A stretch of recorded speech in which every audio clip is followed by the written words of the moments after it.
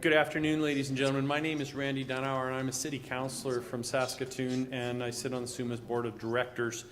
I know we're waiting for a few more people to come in, and the session got dismissed a little bit behind schedule, but we're going to have to go ahead and get started because even though we're starting late, we have to finish on time so we can get back in for the resolutions because they have to flip the room and get ready for tonight's banquet. So we're really on a time crunch. I apologize for that.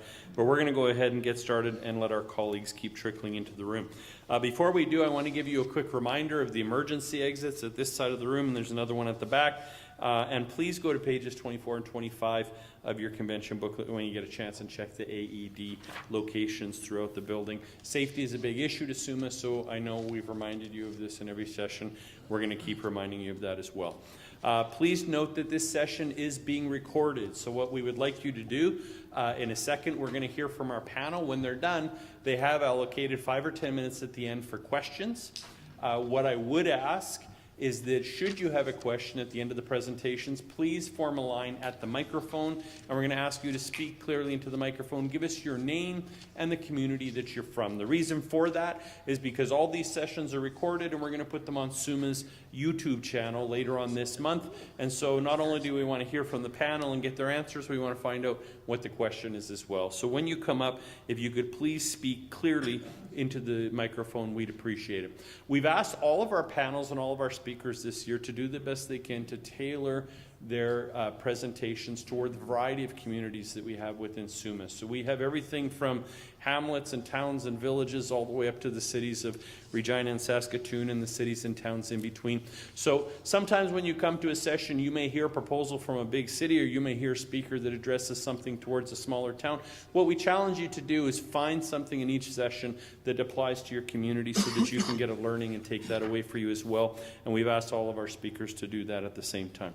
Motorola is the sponsor for this afternoon's session. I did want to take a second and thank them. SUMA does everything we can to keep the cost of your membership and the cost of your conference registration down, and we could not do that without the wide variety of sponsors that we have for the various events and sessions throughout the SUMA convention. And so we want to thank Motorola for sponsoring this session because the sponsorship that we have throughout convention makes it possible for us to bring in the speakers and to put on the convention without increasing the cost to yourself. So at this time, I'm going to bring up Matthew Swarney, who's the Director of Government Affairs for Motorola Solutions Canada, and we'll have him introduce our speakers. Please welcome Matthew. Thank you so much. Thank you, Randy. And interestingly enough, it's not the first time I've been introduced by a municipal elected official from Saskatchewan named Randy, as I've worked at the FCM before with Randy Golden from Yorkton, who's with us today as well, in the audience and not on the stage this time, but very, very happy to be here. You know, for over 90 years, Motorola Solutions has been helping the public safety community across the world be their best in the moments that matter, with communication solutions that meet the unique requirements of the public safety community in hometowns across the world, including in your hometowns. I guess with 90 years of experience, it's given us the perspective that with something as important as public safety or community safety and well-being, technology is never the solution. People are the solution, and technology is a tool. So if we want to remain relevant and on the cutting edge, we need to be around those who are on the cutting edge of the human innovation in this field. Which brings us to Saskatchewan, which I'm very happy to say, and to let you know something that you probably already know, that you are an acknowledged world leader in innovation in public safety and community safety and well-being, pioneered by the power of hometowns, most notably in the community mobilization and multi-sector model that was pioneered in the city of Prince Albert. So therefore, it gives me great pleasure today to thank today's panel and to reiterate Motorola's commitment to meeting the evolving needs of those responsible for keeping us safe and healthy, and keeping up with technology solutions that meets those needs. So if I could turn it over to Felix, and thank you all very much.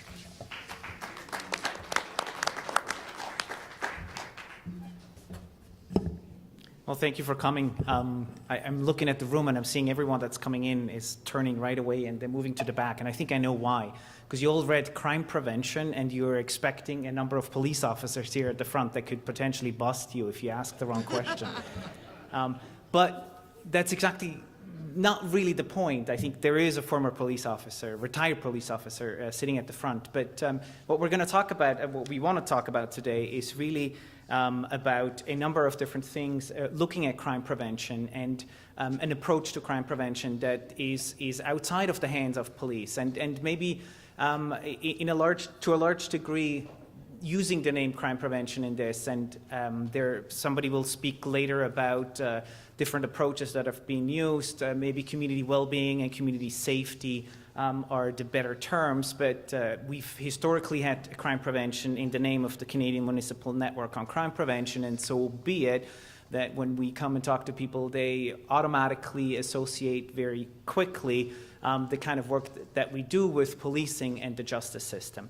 But what we want to talk a bit about today is about the Canadian Municipal Network on Crime Prevention is an opportunity to show you a bit of what we're doing and what we're trying to achieve, crime prevention in general, and then I bring a video of evidence-based crime prevention from an international expert, Irvin Waller, who works very closely with us, and he will essentially kind of show you the kinds of programs that are out there that can be implemented in municipalities, in hamlets, in smaller towns that can prevent crime way before they happen, way before the youth in your communities are kind of going down the wrong way and may at some point become involved in crime. What we'll also want to do is to highlight a couple of practices. So we have somebody from Saskatoon and somebody from Regina here to talk about what they're doing at their local level. So how does it then look like when they do local crime prevention?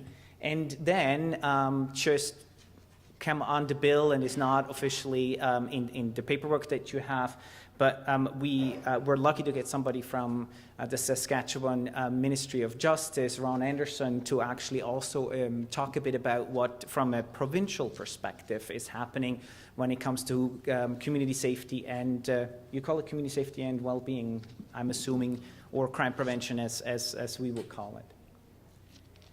So here the four groups that are here.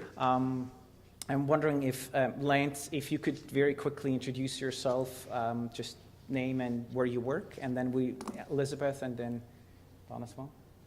Sure. My name's Lance Dudar.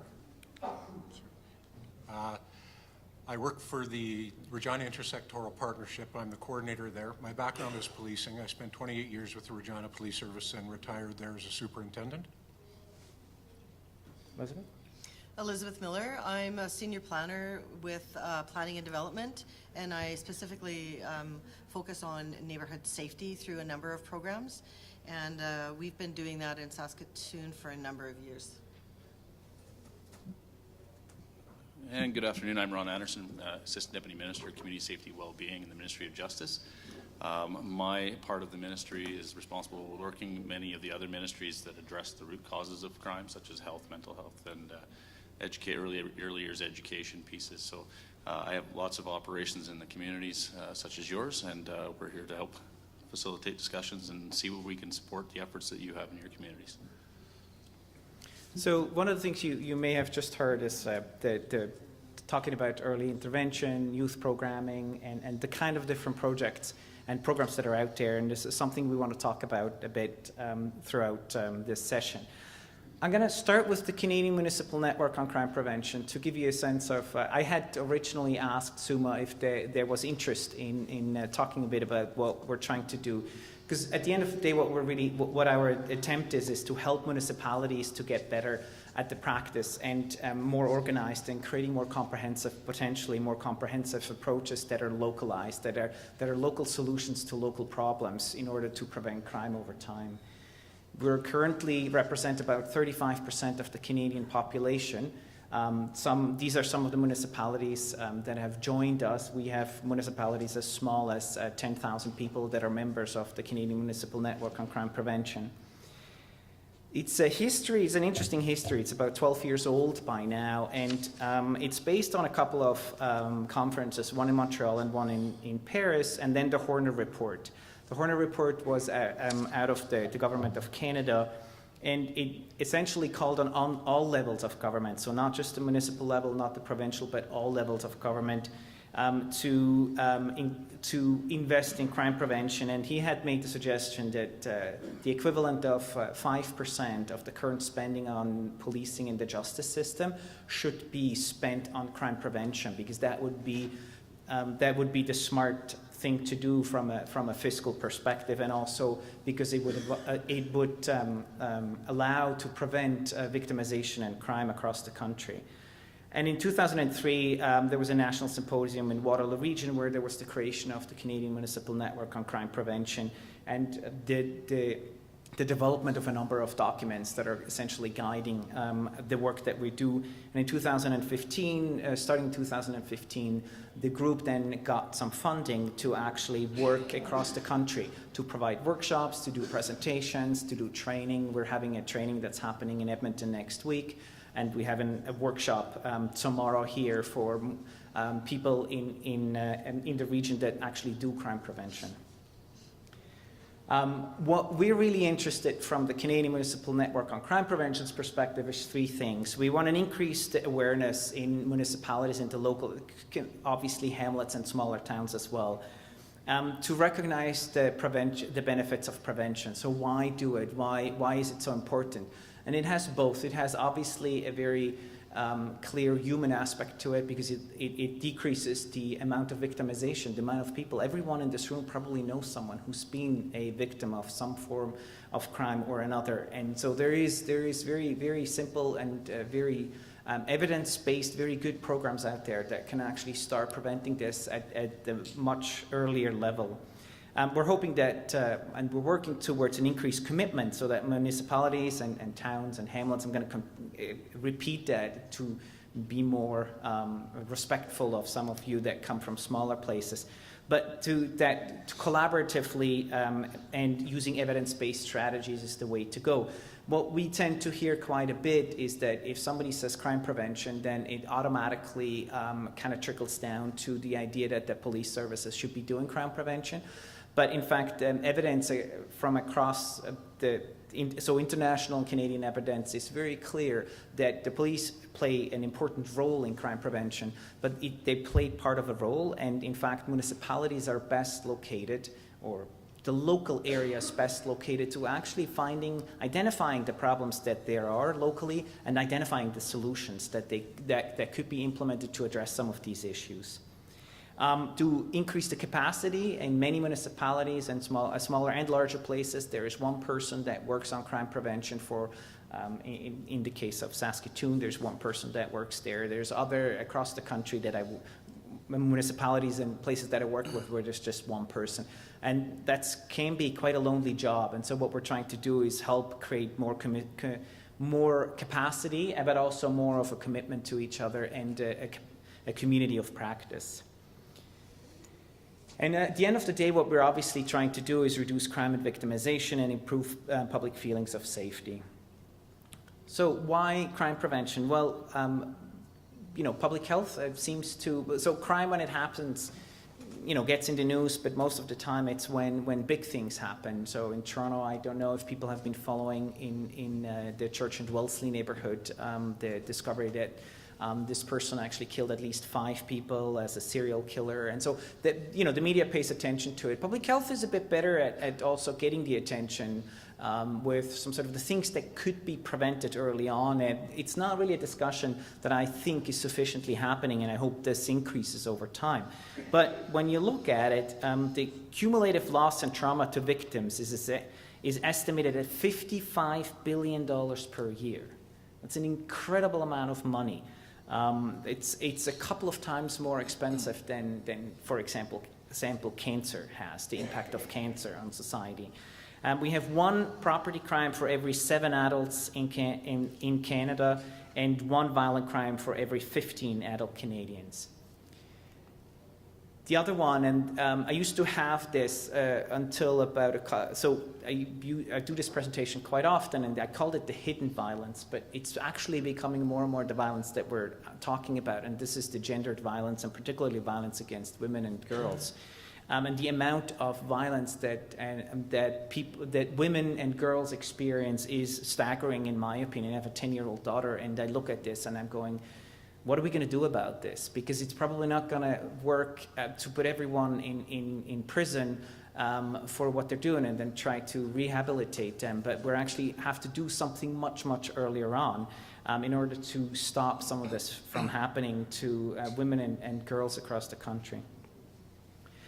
And then there's another thing that drives the Canadian Municipal Network on crime prevention and crime prevention in general, and that's the unsustainable growth in policing and public safety costs for municipalities.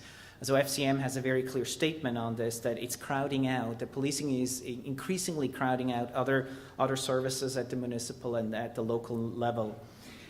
That's a really important component. So I got to make sure, because we started late, I want to ensure that we have enough time. I'm going to skip the video. There's a video, but you can actually look it up online. You see Irvin Waller. He's an international expert, and he's an expert advisor to the Canadian Municipal Network on crime prevention. He's also an advisor to Saskatchewan's government, the Ministry of Justice. And he's understands really well the kind of services and the kind of programs that there are that will prevent crime. But the point here is, over the last a good 50 years, we now have the evidence that social and smart investments in upstream crime prevention are effective in reducing violence and property crime. So I'm going to tell you a very quick story instead of having Irvin Waller talk about it. But there's a program called 4th R coming out of London, Ontario, and it's quite an interesting one. And here is what happened. London, Ontario spent a lot of money and had one of the gold standard police forces. So they put all the money into policing, and they realized after a couple of years they were spending all this money, but what ended up happening is that they were not actually seeing a decrease in violence. And at some point, some people sat together and said, well, what are we going to do in order to change this? And they realized, well, maybe we can't change the people that are adults now, but maybe we can do something with the kids in school. So they developed this program called the 4th R, and the 4th R is relationships, so teaching kids healthy relationships. So they went in and they did randomized controlled study, and they found up to 50% less bullying and violence in the schools where they implemented those programs. And that's staggering, and that's the whole point. So upstream is this idea of catching them, that's maybe not the right term in this case, intervening or just simply helping kids to develop healthy relationships so that then that in later life there is less violence. I keep forgetting who said it, but and I should probably not say it out loud because it's going to be on tape, but somebody, one of the chief police officers from a place in Canada once said, prison is full of 90% of lost souls, and only 10% of the people in prison are, and something rhymes with that, you can probably figure out what it is, but the idea of lost souls, these are the people that there could have been something done earlier on that would actually help them not being lost souls, and that's what we're trying to advance. So major health, so CDC has a lot of stuff on it. Violence prevention, the evidence from United Nations, has put out some stuff, and what's really interesting is the one that's crimesolutions.gov. This is a website coming out of the United States, which has obviously the largest justice system, and it's actually out of the justice system, and it lists all the different programs that can be used and it can be implemented upstream in order to prevent crime. And so it looks at the type of evidence that actually backs it up. So all of this information can be found very easily on website safercities.ca. I have some handout here as well if you're interested, where the information is on it, why have comprehensive community safety approaches, what kind of evidence is out there, how to do it, and what kind of programs are there. But I don't want to bore you anymore with my stuff, because I think What we wanted to do is give you also a sense of what can be done, and Tripp is a local project that we have two people from, Wendy Stone and Lance are here from Tripp, and Lance is going to tell you a bit about what Tripp does and how it works. Okay, thanks, Felix. So a little bit about Tripp. Tripp is the Regina Intersectoral Partnership, which is an early intervention initiative that focuses on behaviors or conditions that place children and youth in a position of vulnerability. So the model itself is made up of three components. The three components are the 11 and under initiative, the 12 and up initiative, and a community-based hub. Now, the first two components of this model are fully functioning. They're both referral-based, consent-based models, where the hub just recently started, and it's not consent-based. It works on a 4-filter process, so it's a little different system than the first two parts of the component. There are some fundamental differences between the two. Again, one being the first two are fully consent-based. Without the consent of the family, we can't work with the family, where the third component is really rapid intervention to acutely elevated risk, where it works on a 4-filter process. Not mentioned in this slide here are something called the early years family centers. We have those sort of stationed on the front end of our model, and they look at doing education and parenting support to families and children under the age of 5 years old. So doing kindergarten readiness, school readiness. And on the other side of this model, we don't have VITRA listed, and VITRA, the Violent Threat Risk Assessment, is another model that's being implemented in a lot of our cities across Canada and elsewhere. And what we offer to that is we offer a case management sort of component to what happens after a VITRA. So they're not included in this, but they are sort of part of what we are doing.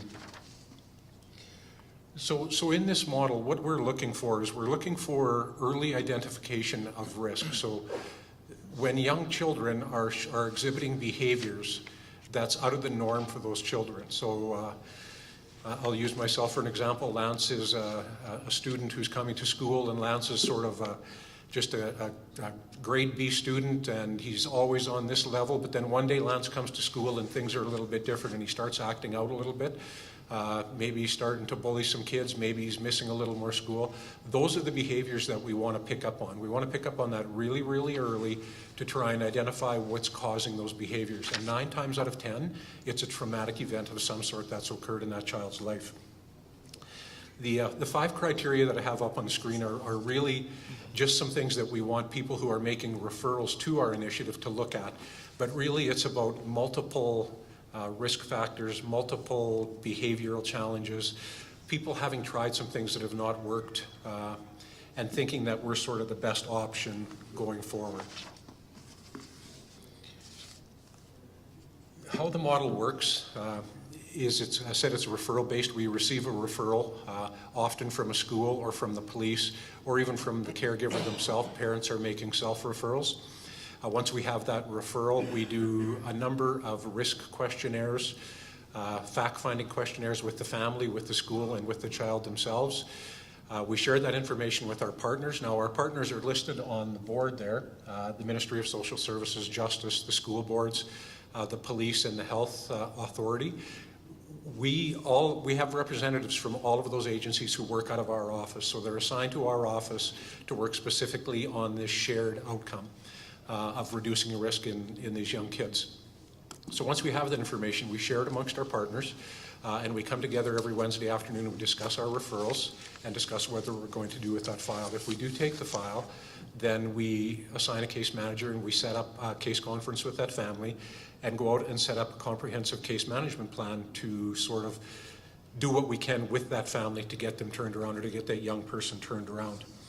I think what's really, really important on this slide here is just talking about the different way of doing business. Because up until recently, most common people are just working these sorts of initiatives off the corner of their desk.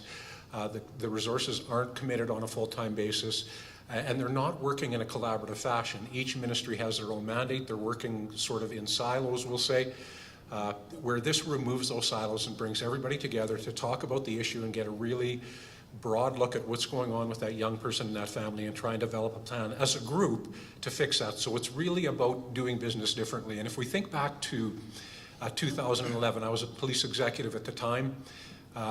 We were at a hotel in the South End with the premier, the then premier, Brad Wall, and a number of government leaders and police chiefs, and they signed the BPRC document talking about how we were going to do business differently in this province, how we're going to work more collaboratively, we're going to remove silos, and we're going to address crime, and we're going to address social causes of crime as a group.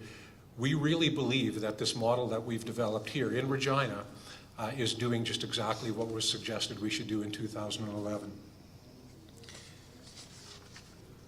Some of the results of the work that we were doing, and we can't take credit, of course, for all the results that we see, but some of the things we can certainly, we like to think that we play a part to, and we look at the criminal code violations. These are StatsCan's numbers that were released, and these were incidents of youth crime, and that's the chart up in the left-hand side. And these results were released in 2014, or at the end of 2014. They were the 5-year stats from 2010 to 2014. We started in 2010, or started taking referrals in 2010. And if you look at the reductions in incidents of youth crime, Regina saw a 13.8% reduction in incidents of youth crime over that time period. Saskatoon, a 3.4%. Prince Albert, a 6.4%, and the province on average was 13.6%. So I would say that Regina had a pretty significant, noticeable reduction in incidents of youth crime. As I say, we can't take credit, Tripp can't take credit for that, but I'd like to think that the work that we are doing with the young people is having an impact on crime itself. Some of the other points on this slide here is an early intervention of a young person before they reach the age of 12 is likely, or a successful early intervention is likely to save government services on average of $88,000 a year. We have on average 100 clients in our program at any given time. Our evaluations are showing that we're having terrific success with those clients. We think if we're successful even with 50%, that we're saving government about $4.4 million per year, and quite possibly more than that. Just some other numbers to note. $320 is the average daily cost to keep a prisoner in a federal penitentiary for 1 day. It's also the daily cost for one child in care for 1 day. And it's the yearly cost to program a child in Tripp, $320. So for that same dollar figure that it costs to house a federal inmate for 1 year, we can program a child for a year and hopefully keep him out of the prison system.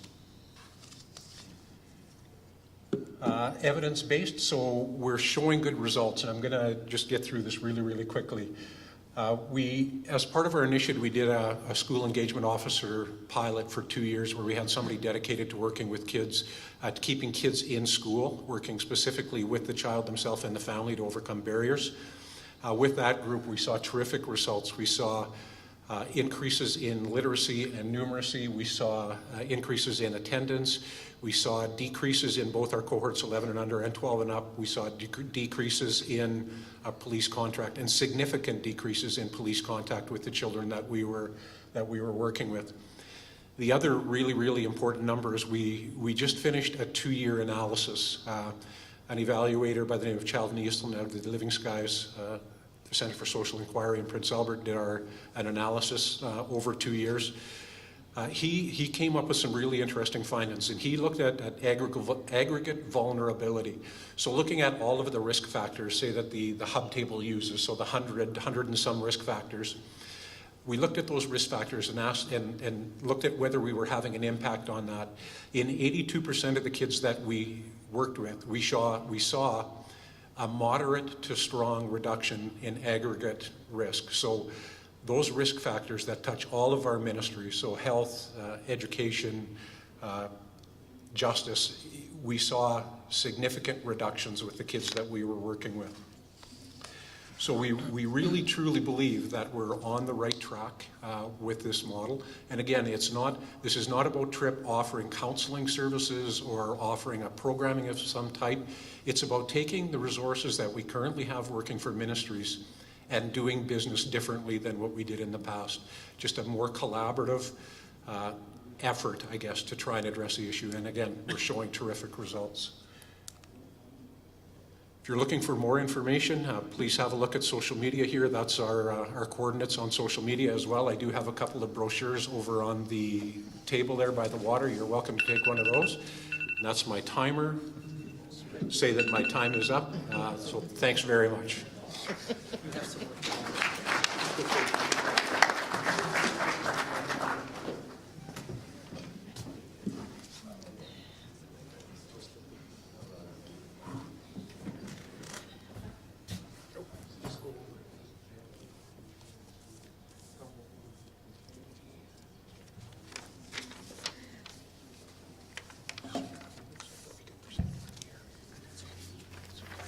Again, I'm Elisabeth Miller. I'm a senior planner from the city of Saskatoon, and I've been working in Saskatoon in a number of different capacities lately with neighborhood safety. And I had the opportunity and the honor to be the designate for the city of Saskatoon for the community, or the Canadian Municipal Network on Crime Prevention. So I wanted to just give you a bit of background on Saskatoon and kind of what we do now. Saskatoon has a number of programs. Oh, I lost my little thing. Here we go. We have a number of programs that fit under the umbrella of crime prevention and community well-being. We've got recreation and accessibility programs. We've got attainable housing programs, which is ownership or rental. We've got social development programs that look into Aboriginal leadership, cultural diversity, immigration initiatives, race relations. We've got diversity and inclusion programs. We also have a hub, community development programs, which are programs that work directly with neighborhoods and communities. We have neighborhood planning programs. We have a program called the Local Area Plan, and that's a very community-based comprehensive planning program. And you'd think, well, what's that got to do with crime prevention or community well-being? And what we found through the work that we did, which started as planners like to do, land use, it's all about land use. And when we went out to talk to the communities, they basically said, well, but we want to talk about these other things. We want to talk about why I don't feel safe sending my kids to school. We want to talk about these other things. And so we worked into that, and we worked into including some crime prevention philosophies, theories, crime prevention through environmental design, and now crime prevention through social development.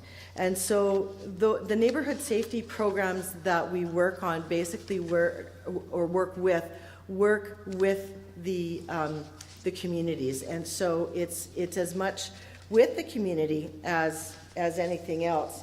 But we do look at evidence-based. So for example, I'll tell you a story about we had an issue in around 2011, and it was all around panhandling. Panhandling was the issue. It was gonna be the downfall of Saskatoon. It was gonna kill the downtown and any of the other business improvement districts. And what were we gonna do with it? We had to do all these things. And as we went along, we thought, well, how do we know that's the truth? How do we know that's the issue? There were people that said, yeah, panhandling is awful, it's terrible. And others that said, I don't have a problem with it. I don't see what you're seeing. So we actually did a baseline study. So we looked at online surveys, we did intercept surveys, we did focus groups with service providers, we did focus groups with people on the street. We did all sorts of collaborative work. We looked at the crime statistics. We pulled all of that information together. And what did it tell us? It told us, basically, that panhandling wasn't the issue that we thought it was. There was issues in the downtown. There was issues on the street. But there was as many positive street activities as there were negative street activities. And interestingly enough, sometimes the places that people felt most unsafe, at times they felt the most safe, and it had to do with some of the things that were going on, whether it was festivals or whatever it happened to be. So this information we took and we said, well, what are we going to do about it? What are we going to do with it? What are we going to do with this evidence that we've got? So we crafted this report, and basically we felt that we needed to do two things. One was we needed to address the issue that was on the street, that was right now. Plus, we needed to actually go further upstream, if that's the term you want to use.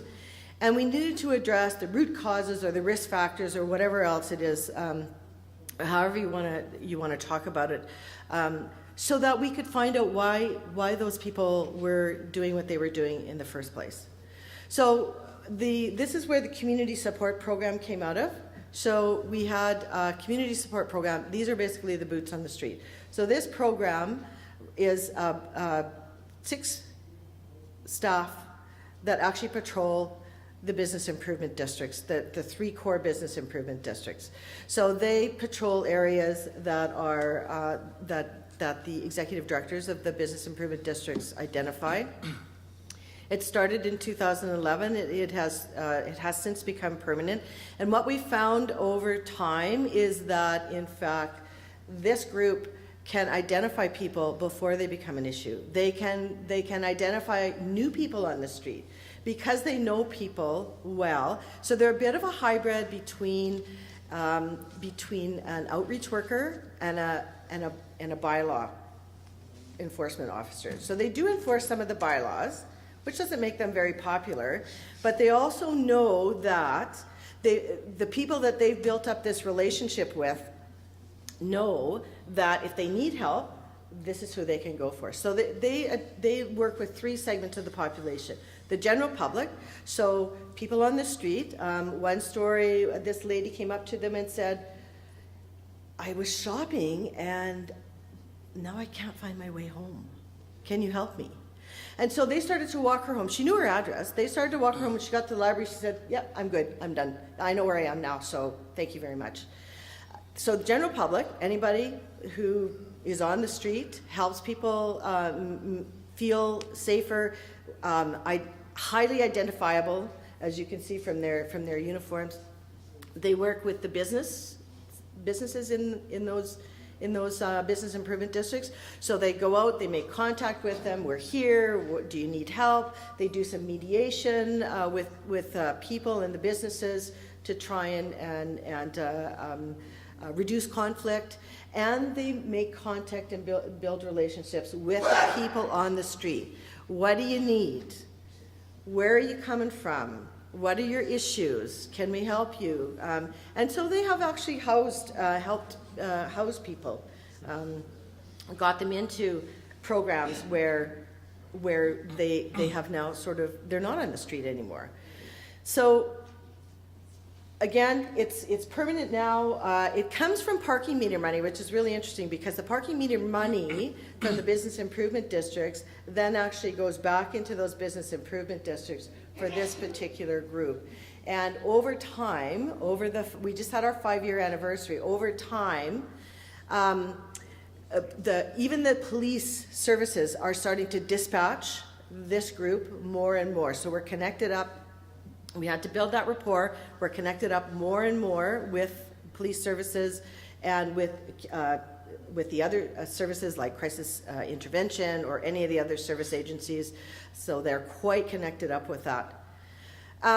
The second part of that then was, how do you build the long term? How do we stop these people from being on the street in the first place? How do we make sure that the kids that are hanging around have something better to do, or understand that there are other ways to be in life?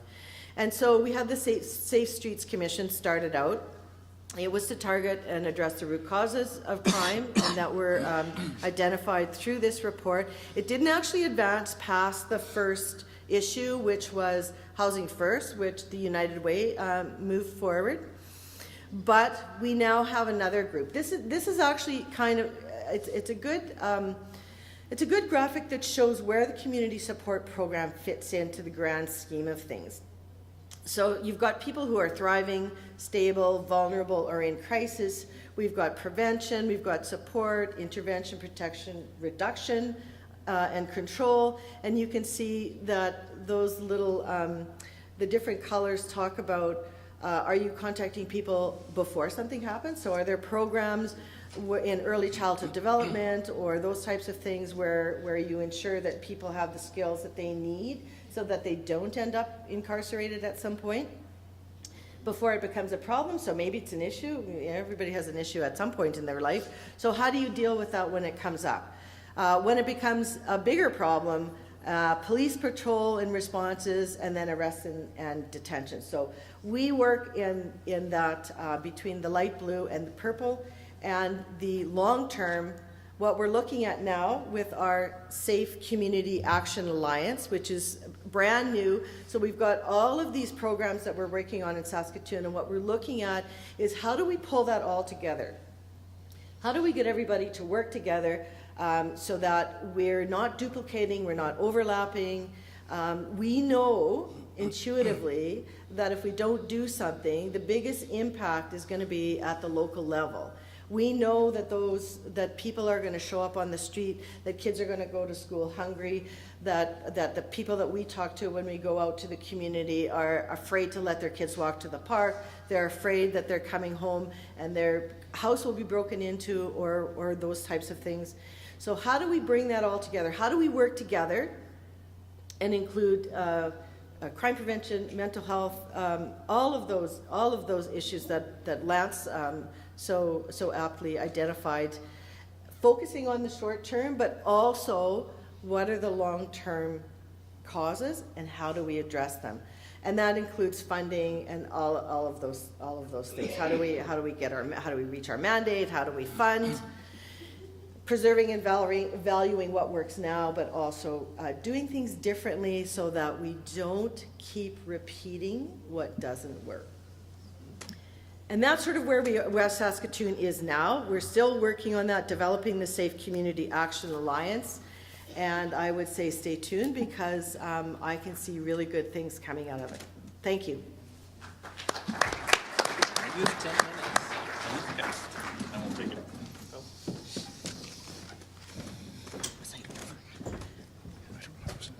Good afternoon, everyone. Just a reminder, I'm Ron Anderson, Assistant Deputy Minister of Community Safety and Wellbeing for the Ministry of Justice. And first off, I don't have a slide, and I'll explain that in a second here. I don't have a slide for a couple reasons.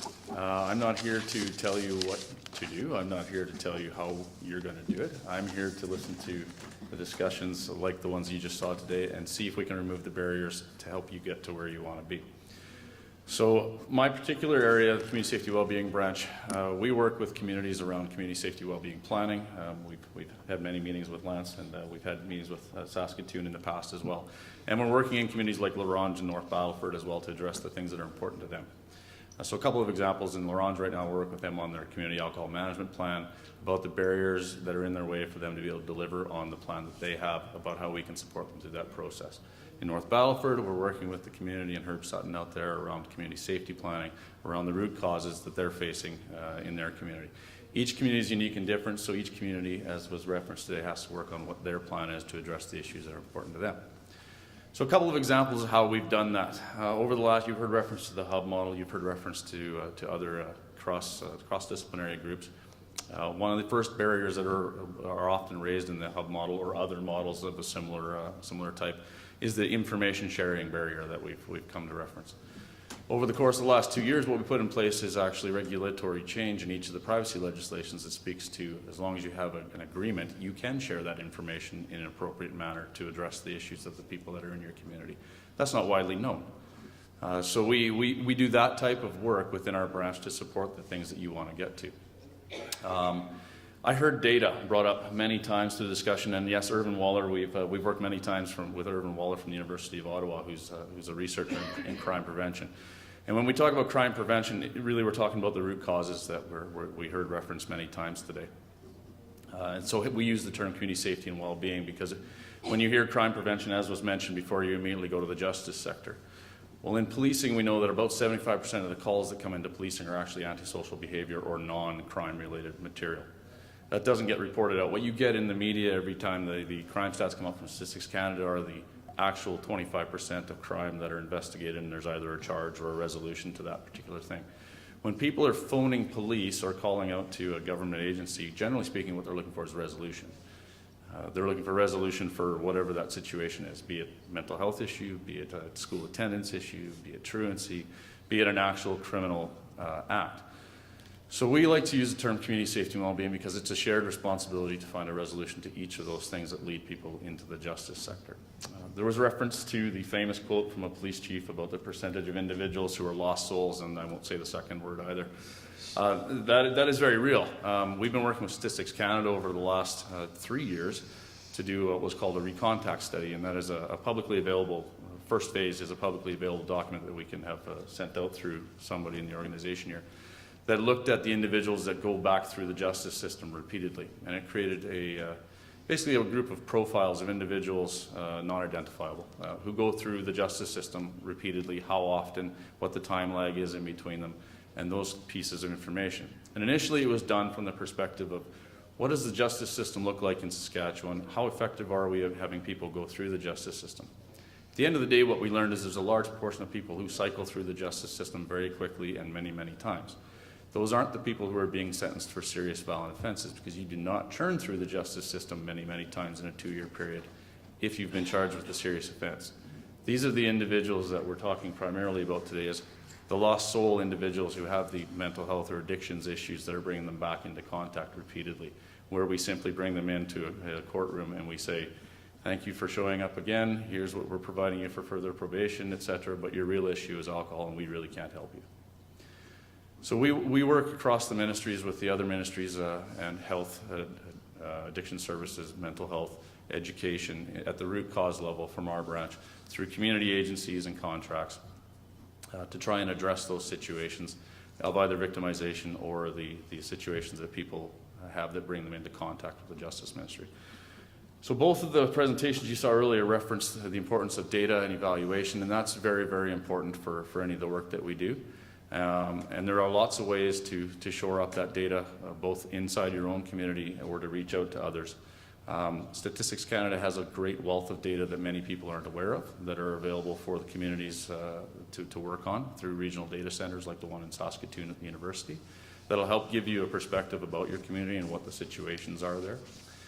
There's also community partnerships where you can share information using data sharing agreements between the different agencies to really look at what the picture is, similar to what L'Orange has done with their alcohol, community alcohol management plan, where they've looked at emergency room visits on alcohol check days from social services. They've looked at the sales volumes of alcohol, and that's all done at the local level through discussions and through partnerships and through good community work. We can help facilitate some of that work, but ultimately speaking, it's the community priority and the action. And where we have data, we will also work with you to help bring that data to the table as well. So we are a smaller branch in the Ministry of Justice. We certainly are open to having contact with any of your communities to talk about the priorities you may have and in ways that we can help support you in getting to the end goal that you have, be it about truancy, alcohol, actual crime as well. All of those pieces that lead individuals back into the justice system.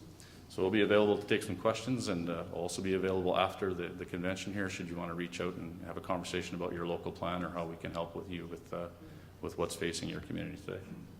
So with that, I'll throw it over to Felix and we'll go to the question period.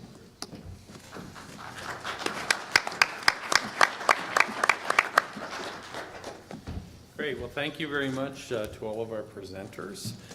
We do have a few minutes left before I have to dismiss you.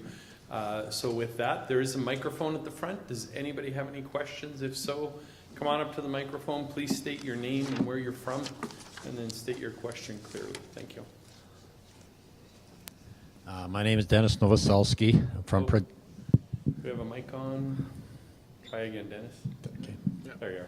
My name is Dennis Novoselski. I'm from Prince Albert. I sit on our police commission, and probably I've been the biggest pain into our police officers and the chief because I said their budget is way too high and it has to be cut if we're going to be sustainable.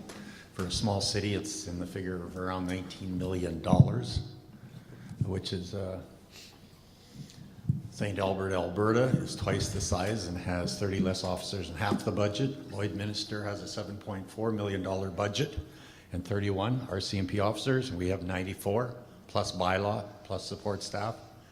So I guess when you talk about prevention, I go back and say a couple things I wanted to throw out. Maybe the idea in Kindersley of having a youth council throw their ideas on community. We could have a youth council or a community council throw out ideas of what we as a community can do in crime prevention. And I think I look back at past years, we had more people volunteering to do coaching, sports, 4-H leaders, Air Cadet leaders, Army Cadet leaders, things that taught values and systems that I think had major impact on crime reduction. And I think things like that are more of they worked in the past and could be effective for us today, that don't cost the big dollars. I like Saskatoon's suggestion when they looked at community support workers, because I don't think they have to make $120,000. We have an officer that patrols downtown at $105,000 or $110,000 in Prince Albert. Surely there can be a resource that can have some expertise that can do that for half the cost. And from an elected official's perspective, we can't sustain expensive police services anymore. We got to have more creative prevention measures. Great. Thank you. Good encouragement for our panel and for the rest of us. Does anybody else have a question of any kind? Come on up to the microphone. Great. Hi. Kate Kading, Town of Rostron. Hi, Kate. My question speaks to communities under 5,000. If any of our fine presenters have any statistics on if in the last decade, I would say, if a community has brought in some type of youth center, and now I'm not speaking to like a medical facility or counseling or anything like that. I mean pinball machines and things to do. Would there be any statistics on if that actually worked? Good question. You I'm thinking. Yeah, I'm thinking too. So we're both thinking, but I'm pretty sure there is information out there. There must be programs and evaluations and research that has been done. I can't think of something right now, but if you contact me, I will follow up and get you the information that you're looking for, because I can talk with Irvin Waller and see what his experience is and what kind of programming. I'm not sure. I mean, there's some interesting things that are happening in Iceland, for example. Iceland's heavily invested into youth programming for over the last 20 years, and they've seen an enormous decrease in mental health and addiction and crime amongst their youth. So, but that's for an entire country, which, mind you, I think is about 500,000 people. So it's not actually that big, but it's still much, much bigger than 5,000. But all the evidence points to the direction of giving youth something to do, something meaningful to do, engagement where they can have agency, where they can do the things they like to do, will have a positive impact. But I'm sure we can find some information for you. So just please be in touch. Yes. And perhaps if there would be maybe a couple dollars of grant money available for communities to start that. Good job. Well, so Public Safety Canada is coming out with a new grant, with an RFP sometime in the spring, as far as I've been told.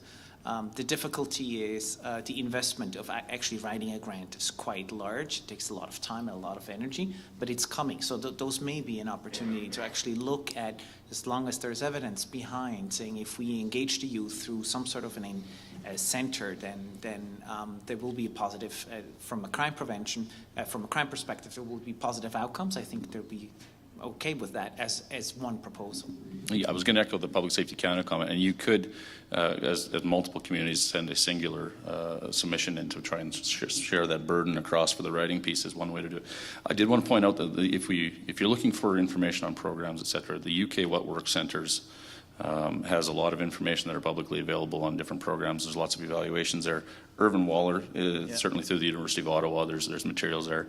And in the crime prevention space, Public Safety Canada also has a publicly available webpage with programs that have been submitted in from across Canada that have full evaluations attached to them that are publicly available as well. So there is material out there, and we can certainly try and bring some of that together. And if you want to reach in, actually my director of one of my branches right there, so we can try and have some of that work done if we put summer research students, et cetera, to help pull some of that materials together potentially. Thank you. Great, thank you. And this will be our last question, then we're going to have to dismiss to get on to the resolutions. Thank you for that. My name is Ryan Bader. I'm the mayor of the city of North Battleford. We have significant challenges with crime and community safety. We're in it for the long game. We've engaged a number of organizations, other regional governments for the development of a four-tier of government approach through working with Public Safety Canada. We've introduced a two-tier policing system in our city through our community safety officer program. We fund organizations dedicated to at-risk youth. We're trying to address this as best we can. But we have a lot of citizens who are very frustrated when we talk about addressing the root causes of crime because it is long-term and they're expecting results in the short term. I'm just wondering if anybody can comment, and I realize this is meant to be talking about preventative strategies, but is there any data out there, is there any evidence to support curfew bylaws? Because there is a large portion of our population that is calling for that, because a lot of the crime we see, especially property crime, is youth. And have they been implemented anywhere? Do they work? So I sit on the National CCGS for Crime Statistics Initiative. There's nothing that I know of through that's really referenced the curfew bylaws, or nothing that we've seen through that table that says doesn't work, does work, or anything like that. I know there are some concerns around the legalities of certain ways of doing them that have been brought up in the past, but I'm not aware of any research papers or certainly not from Statistics Canada on the effectiveness of those as a model. Thank you for the question. Thank you. All right, that's all the questions we're going to have time for. I want to thank the panel for their presentation today. I used to sit on the health board in Saskatoon, and in Saskatchewan we have a habit. We typically spend all of our healthcare money in hospitals, which is the most expensive place, and we spend our justice money in jails, which is the most expensive place. If we can intervene and deal with those people earlier on, we can save a lot of money and make our communities both safer and healthier. So I want to thank Motorola Solutions one more time for the sponsorship, and can we give another round of applause for our panel?